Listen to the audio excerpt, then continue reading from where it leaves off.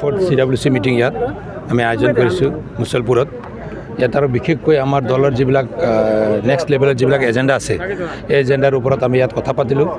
আৰু UPPL দলত তৃণমূল পৰ্যায়ত যি ধৰণে এটা বিভিন্ন ৰাজনৈতিক দলৰ কৰ্মকৰ্তাসকলে আজি আমাৰ দলত ভাল পাই আগুৱাই আহিছে, তেখেতসকলক আকোৱালি লৈ BTRটো কেনেকৈ আগুৱাই লৈ যাব পাৰোঁ।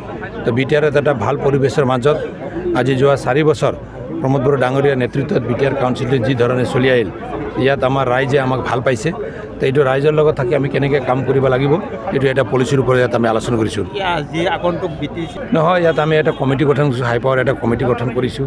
আৰু নেক্সট লেভেলত যি যোৱাবাৰ যেনেকৈ আমি বিভিন্ন নিৰ্বাচনত আমি প্ৰায় মানে সফল হৈছোঁ, যোৱা আমাৰ বাই ইলেকশ্যনত আমি ভাল এটা ৰিজাল্ট মাৰ্জিনত আমি জিকিবলৈ সক্ষম হ'লোঁ। তেখেতসকলকো আমি যিসকলে আমাৰ এই বাই ইলেকশ্যনত ভালকৈ আমাক কাম কৰি এই পৰ্যায়লৈ ৰিজাল্ট দিবলৈ সক্ষম হৈছে তেখেতলোকক ধন্যবাদ দিছোঁ। আৰু আগন্তুক পৰ্যায়ত যি আমাৰ কাউন্সিল ইলেকশ্যন আছে তাত যাতে UPPLে মানে সকলো দিশতে এটা ভালদৰে ফলাফলটো যদি আনিব পাৰে তাৰ কাৰণে আমাৰ পলিচিবিলাক হৈছে। এলায়েন্স টিম হিচাপে এতিয়া আমি BJPৰ লগত আছোঁ, কাম কৰি আছোঁ। নেক্সট লেভেলত এতিয়া কেনেকৈ হ'ব কি হ'ব এতিয়ালৈকে আমি কোনো সিদ্ধান্ত লোৱা নাই, কিন্তু আমাৰ মানে 40টা সমষ্টিতে আমাৰ প্ৰায় 3200 বুথ কমিটি আছে, আমাৰ 40টা ব্লক কমিটি আছে, আমাৰ 436টা আমাৰ প্ৰাইমেৰী কমিটি আছে। এই সকলো কমিটি আমাৰ হৈ গ'ল, ডিষ্ট্ৰিক্ট কমিটি সব হৈ গ'ল। আমি এটা ভাল পলিচিৰ মাধ্যমে আমি দলটো আগুৱাই লৈ যোৱাৰ কাৰণে আমাৰ আজিৰ মিটিঙত বিশেষকৈ ডিছকাশ্যন কৰা হ'ল। টিকট সম্পৰ্কত কিবা আলোচনা আছিল যে কাক টিকট দিব, কেনেধৰণৰ প্ৰাৰ্থীক টিকট দিব, তেনেধৰণৰ যুৱ প্ৰজন্মক কেনেধৰণৰ সহায় কৰিব? নাই, যুৱ প্ৰজন্মৰ ইয়াত নিশ্চয় মানে আগভাগ ল'ব। যুৱ প্ৰজন্মৰ ইয়াতে বহুতে টিকেট পাব, নোপোৱা নহয়। আৰু নাই, আৰুতো আজি আমাৰ কাউন্সিলৰ যি টিমত প্ৰায় আপুনি ক'ব গ'লে 90% যুৱ প্ৰজন্মই আমাৰ দলৰ যিজন নেতা বৰ্তমান BTRৰ প্ৰধান তেখেতেও এজন যুৱ নেতাই হয়। গতিকে আমি সব যুৱই আছোঁ। ছিনিয়ৰসকলকো আমি ইয়াত মানে পাৰ্টিচিপেট কৰিব দিম, আমি ইয়থসকলকো পাৰ্টিচিপেট কৰি দিম, আৰু বিশেষকৈ আমাৰ ওমেনসকলকে এবাৰ আমি ইয়াত পাৰ্টিচিপেট কৰিব দিম।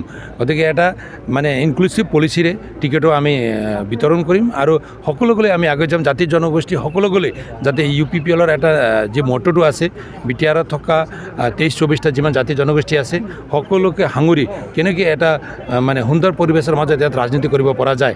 আৰু BTRৰ যি বিশেষকৈ প্ৰমোদ বড়ো ডাঙৰীয়াৰ যি ভিজন আছে আৰু BTR একৰ্ড কৰাৰ পিছত যি পৰিৱেশটো আজি ইয়াত ঘূৰি আহিছে, শান্তিৰ পৰিৱেশ, ইয়াত যি ধৰণে আমি ইয়াত শান্তি ইষ্টাব্লিছ কৰিবলৈ সক্ষম হ'লোঁ, ইয়াত এটাই মানে এজেণ্ডা আমি সকলোকলৈ আগবাঢ়িছোঁ। তাৰ ফলাফলটো আমি দেখিছোঁ। যোৱাবাৰ লোকসভাত আমাৰ UPPLৰ প্ৰাৰ্থী জয়ন্ত বসুমতাৰী ডাঙৰীয়া জিকি গ'ল, ইয়াৰ এটা এক্সাম্পল।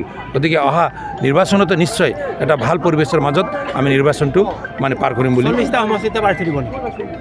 এইটো আমাৰ এতিয়া দল হিচাপেতো আমি 40টা সমষ্টিতে কাম কৰি আছোঁ, 40টা সমষ্টিতে কাম কৰি আছোঁ। পিছৰ পৰ্যায়ত নিৰ্বাচনত অলপ সময় আছে, 6-8 মাহ আছে, আৰু নিৰ্বাচনৰ সময়ত কি হ'ব কি নহ'ব কেনেকৈ মেকানিজম হ'ব পিছৰ কথা। কিন্তু আজিৰ সময়ত আমাৰ মই আগতে কৈছোঁ আমাৰ booth committee, primary committee, block committee যিমান আছে আমাৰ মানে ইণ্টাৰ BTRত সকলো টিমটো আমি ষ্ট্ৰং হৈছোঁ আৰু সকলো টিমে কাম কৰি আছে। আৰু ক'ৰবাত যদি অলপ গেপ আছে ইয়াকেও আৰু ষ্ট্ৰং কৰি আমাৰ দলৰ এজেণ্ডাবিলাক আমি কাম কৰি যাম। পিছত আমি 40টা দিম না 30টা দিম বা 35টা দিম এটা পিছৰ কথা। কাৰ লগত এলায়েন্স কৰিম কাৰ লগত এলায়েন্স নকৰিম পিছৰ কথা। আজি আমাৰ মানে মাননীয় মুখ্যমন্ত্ৰী মহোদয়, দেশৰ প্ৰধানমন্ত্ৰী মহোদয় তেখেতসকলে আমাক ভাল এটা গাইডেন্স দি আছে, আমাৰ BTRৰ প্ৰধান মহোদয়ক। গতিকে আমি এটা ভাল আণ্ডাৰষ্টেণ্ডিংৰ মাজত বৰ্তমান কাউন্সিলটো চলাই আছোঁ। তো ভৱিষ্যতে যদি আমি একেলগে থাকি যদি কাম কৰিব পাৰিলে তো আমি ভাল ভাবোঁ। গতিকে ইয়াত তেনেকৈ আমি একো ভাবা নাই। এতিয়া জাষ্ট আজিৰ মিটিঙত আমাৰ দলত কেনেকৈ আমি মজবুত কৰিব পাৰোঁ, দলৰ এজেণ্ডাটো কেনেকৈ ৰাইজৰ লগত লৈ যাব পাৰোঁ, চৰকাৰে যিবিলাক আজি 4 বছৰ অতিক্ৰম কৰাৰ পিছত চৰকাৰে যি এটা গুড গভৰ্নেন্সৰ যি এটা ৰিফ্লেক্ট কৰিছে এইটো কেনেকৈ আমি ৰাইজৰ মাজত লৈ যাম, আমাৰ শান্তিৰ বাতাবৰণটো যেনেকৈ আমি ইয়াত ঘূৰাই আনিব পাৰিছোঁ এইটো কেনেকৈ ৰাইজৰ লগত লৈ যাম, এই সকলো কথাটো লৈ আমি আজি আলোচনা কৰিছোঁ। আমাৰ দলৰ মাজত মানে স্পষ্ট এটা ভিজন আছে। যোৱাবাৰ আমি আপোনালোকে গম পায় যোৱা 30 তাৰিখত মানে BTR চৰকাৰে প্ৰমোদ বড়ো ডাঙৰীয়াৰ নেতৃত্বত আমাৰ বিভিন্ন জাতি জনগোষ্ঠী BTRত থকা বিভিন্ন জাতি জনগোষ্ঠীৰ কাৰণে এটা ভিজন ডকুমেণ্টছ আমি লঞ্চ কৰিছোঁ। তো এই ভিজনৰ ওপৰতো আমি অলপ কথা পাতিছোঁ।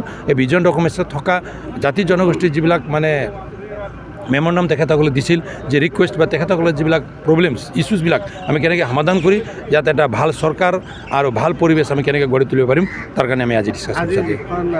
হাই পাৱাৰ কমিটি গঠন কৰিলে কাক দায়িত্ব দিয়া আছে? ইয়াত আমাৰ বিশেষকৈ আমাৰ দলৰ প্ৰতিষ্ঠাপক সভাপতি আছে, তেখেত মাননীয় মন্ত্ৰী জিজু বৰ্মা ডাঙৰীয়া, তেখেতৰ নেতৃত্বত এটা পলিচি মেকিং মানে বিভিন্ন ইছ্যুৰ ওপৰত, এইটো আপোনাৰ ইলেকশ্যন ইছ্যুৰ ওপৰত নহয়, আমাৰ দলৰ বিভিন্ন ইছ্যুৰ ওপৰত তেখেতে এটা নেতৃত্বত এটা টিমটো কৰা হ'ল। তেখেতৰ নেতৃত্বতে আজি এই পৰ্যায়লৈকে আমি আহিছোঁ আজি ফাউণ্ডাৰ প্ৰেচিডেণ্ট তেখেতৰ নেতৃত্বত আজি এই পৰ্যায়লৈ আহিছোঁ আমাৰ BTR প্ৰধান তেখেতে সুন্দৰভাৱে এটা নেতৃত্ব দি আছে গতিকে তেখেতৰ নেতৃত্বতে এটা ভাল এটা ডিছকাশ্যনৰ মাজত আগন্তুক দিনত আমাৰ পলিচিবিলাক ইমপ্লিমেণ্ট হ'ব কমিটিখন কিমানজনী হৈছে কমিটি আমাৰ 5জনী কমিটি আছে থেংক ইউ